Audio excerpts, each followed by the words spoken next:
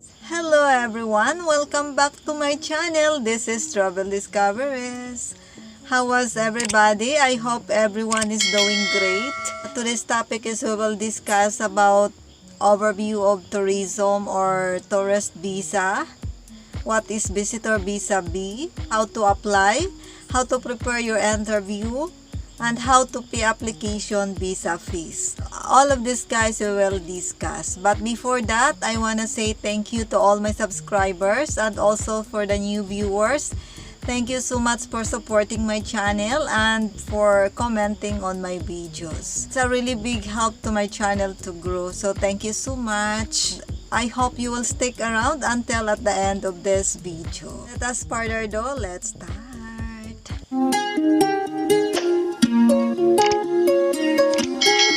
Disclaimer, this video is for educational purposes only. Overview of tourism and visit. A foreign national traveling to the United States for tourism needs a visitor visa B2 unless qualifying for entry under the visa waiver program. Tourism is a short visit for vacation, for visiting family and friends, or medical treatment. So this is the overview, how to apply, fees, and required documentation. So how to apply? There are several steps to apply for a visa. The order of these steps and how you complete them may vary by U.S. Embassy or Consulate. Please consult the instructions on the U.S. Embassy or Consulate website.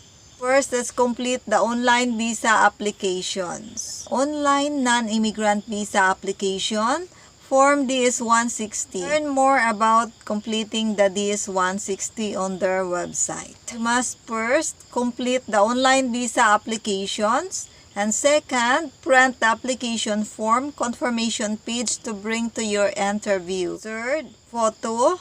You will upload your photo while completing the online form DS-160. Your photo must be in the format explained in the photograph requirements. So for the photograph requirements, guys, all you need to do is to visit the website of the U.S. Embassy or Consulate and go to the page of photo requirements. Second is schedule an interview. Interviews are generally required for visa applicants with certain limited exceptions below. Consular officers may require an interview of any visa applicant.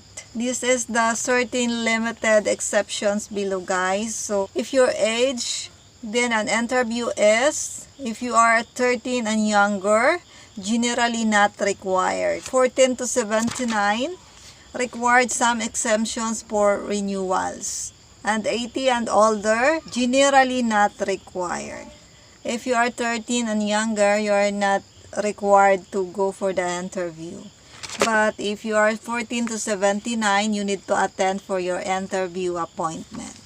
And also 80 and older, you are not required also to attend to your interview appointment. You are exempted. You should schedule an appointment for your visa interview at the U.S. Embassy or Consulate in the country where you live. You may schedule your interview at another U.S. Embassy or Consulate, but be aware that it may be more difficult to qualify for a visa outside of the country where you live. So it means, guys, that where you apply for your tourist visa is there only you go and attend your interview appointment. According to them, if you take your interview appointment in other embassy, it's so difficult for you to qualify for a visa. Wait times for interview appointments may vary by location, season, and visa category. So you should apply for a visa early. Review the interview wait time for the location where you will apply. Number 3 is appointment wait time. A wait time listed as 999 calendar days indicates that the consular section is only providing that service to emergency cases. Please check the embassy or consulate website for further information. An immigrant visa type and appointment wait time. visitor visa, student and exchange visitor visas, and all other non-immigrant visas. So all of this, guys, you need to see the details of the appointment and availability in the processing times. All you need to do is to visit the websites of the U.S. Embassy. For your interview fees, pay the non-refundable visa application fee if you are required to pay it before your interview. If your visa is approved, may also need to pay a visa issuance fee if applicable to your nationality. Fee information is provided below, but the put it right here is $160, guys. Review the instructions available on the website of the U.S. Embassy or Consulate where you apply to learn more about fee payment. You will pay your visa application fee after that. The consular officer will tell you if you are approved. Number 5, gather required documents. Gather and prepare the following required documents before your visa interview. So guys, if you think that this video is informative and helpful to you, please do consider to subscribe and click that bell icon so that if I have a new upload videos, you will be notified as soon as. If you like this video, please don't forget to share to your friends, like, comments, and give a thumbs up. So let's proceed to our topic. Number 5 is gather required documents.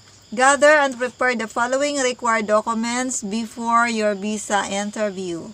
So first is passport. Valid for travel to the United States.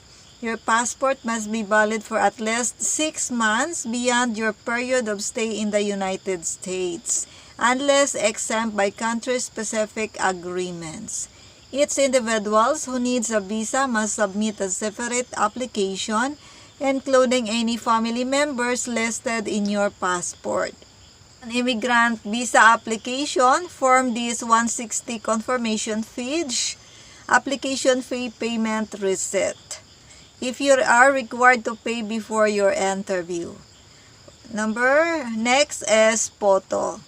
You will upload your photo while completing the online form DS-160. If the photo uploads fails, you must bring one printed photo in the format explained in the photograph requirements. So number 6 is additional documentation may be required. Review the instructions for how to apply for a visa on the website of the U.S. Embassy or Consulate where you will apply. Additional documents may be requested to establish if you are qualified. For example, additional requested documents may include evidence of the purpose of your trip. So, on the purpose of your trip, guys, is you need to tell it what is your reason why you wanted to visit the USA. Second is your intent to depart the United States after your trip, and the third is your ability to pay all the cost of the trip. Evidence of your employment and or your family ties may be sufficient to show the purpose of your trip and your intent to return to your home country. So it means, guys, that you need to show your bank account, your payslips, or your proof that you have a business here in the Philippines and you have your own house and family. If you cannot cover all the cost for your trip, you may show evidence that another person will cover some or all cost for your trip. Note, visa applicants must qualify on the basis of the applicant's residence and ties abroad, rather than assurances from U.S. family and friends. A letter of invitation or affidavit of support is not needed to apply for a visitor visa. If you choose to bring a letter of invitation or affidavit of support to your interview, please remember it is not one of the factors used in determining whether to issue or deny the visa. Number 7 is attend your visa interview. A consular officer will interview you to determine whether you are qualified to receive a visitor visa. You must establish that you meet the requirements under U.S. law to receive a visa. Ink-free, digital fingerprint scans are taken as part of the application process. They are usually taken during your interview, but this varies based on locations. After your visa interview, the consular officer may determine that your application requires further administrative processing. The consular officer will inform you if this is required. After the visa is approved, you may need to pay a visa issuance fee, if applicable to your nationality, and make arrangements for the return of the passport and visa to you. Review the visa processing times to learn more. Number 8. Entering the United States. A visa allows a foreign citizen to travel to a U.S. port of entry, generally an airport, and request permission to enter the United States. A visa does not guarantee entry into the United States. The Department of Homeland Security or DHS, U.S. Customs and Border Protection or CBP, officials at the port of entry have authority to permit or deny admission to the United States. If you are allowed to enter the United States, the CBP official will provide an admission stamp or a paper form I-94, arrival or departure record. Learn more about admissions and entry requirements, restrictions about bringing food, agricultural products, and other restricted prohibited goods, and more by reviewing the CBP website. Number 9. Extending your stay. See extended your stay on the U.S. Citizenship and Immigration Services or USCIS website to learn about requesting to extend your stay beyond the date indicated on your admission stamp or paper form I-94. Failure to depart the United States on time will result in being out of status. Under U.S. law, visas of individuals who are out of status are automatically voided. Section 222J of Immigration and Nationality Act. Any multiple entry visa that has voided due to being out of status will not be valid for future entrance into the United States. Failure to depart the United States on time may also result in you being ineligible for visas in the future. Review visa denial and ineligibility and waivers laws to learn more. Number 10. Change of status. If your plans change while in the United States, for example, you marry a U.S. citizen or receive an offer of employment, you may be able to request a change in your non-immigrant status to another category through U.S. Citizenship and Immigration Services or USCIS. See Change My Non-Immigrant Status on the USCIS website to learn more. While you are in the United States, receiving a change of status from USCIS does not require you to apply for a new visa. So it means, guys, that if you change your status, you're no need to apply for a new visa as long as you are in the United States. However, once you depart the United States, you must apply for a new visa at a U.S. Embassy or consulate in the appropriate category for your travel. So number 11 is additional informations. First, an individual on a visitor visa B1 and B2 is not permitted to accept employment or work in the United States. Second, there is no guarantee you will be issued a visa. Do not make final travel plans or buy tickets until you have a visa.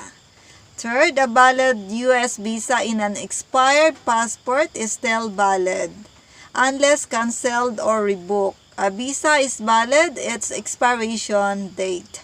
If you have a valid visa in your expired passport, do not remove it from your expired passport. You may use your valid visa in your expired passport along with a new valid passport for travel.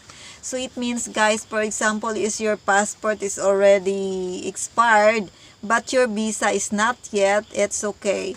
You can use your two passports, the new and the old. All you need to do is to present on the officers. And also, according to them, you're not allowed to remove the sticker or the visa in your old passport and transfer in the new passport, because if you do that, that is will be void. You are not owner anymore. So leave it like that. Just present it during your travel. Okay? So that's it only, guys. Hope you understand what we are talking about here, because I cannot explain so long, guys, because this video will be more longer. Hope you learn again in this video. And for those who have any comments, just comment down below in my description box and I will answer as soon as. And also for those who have never yet subscribed, please consider to subscribe. Click that bell icon so that if I have a new upload videos, you will be notified as soon as. And if you like this video, please share to your friends, like, comments, and give a thumbs up. So that's it for today. Stay safe and God bless you all. See you in my next vlog. Bye!